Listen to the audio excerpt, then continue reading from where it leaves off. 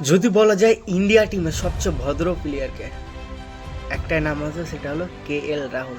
এই সেই KL রাহুল যে যখন তাকে বলা হয় ওপেনিং করতে হবে, ঠিক আছে, সেকেন্ড ডাউন নামতে হবে, ঠিক আছে, third down, fourth down, fifth down, six down, seven down, এখন সেভেনে ব্যাট করতে KL রাহুল। উইকেট কিপার দরকার ছিল, রাহুল কিপিং করতে হবে, ঠিক আছে, এই সেই KL রাহুল। KL রাহুল এখন আমাদের চ্যাম্পিয়ন ট্রফিতে 7 পজিশন নাম ছিল। এর নামার পিছনে তার রানটাকে আপনারা কাউন্ট করবেন না, সে 7 নাম ছিল বলে অক্ষর প্যাটেল আগে নেমে পিটা ছিল, সে জানে পিছনে রাহুল আছে, সে রান নিয়ে চলে যাবে। তারপর সাইয়ার নামা মাত্র পিটাচ্ছিল বল, যে 6-4 বর্ষা বানাচ্ছিল। আমাদের কুম্পু পান্ডিয়া, হার্দিক পান্ডিয়া নামা মাত্র 6-4 মারছিল, কেন সে জানে যে আমার বন্ধু KL রাহুল সে পিছনে আছে, ওই ঠিক রান চেস করবে। রাহুল পিছনে নামছে বলে একমাত্র সামনে যারা নেমেছে তারা হাত খুলে খেলেছে, 6-4 বৃষ্টি লাগিয়েছে। তো ইন্ডিয়া টিমের সবচেয়ে ভদ্র প্লেয়ার KL রাহুল।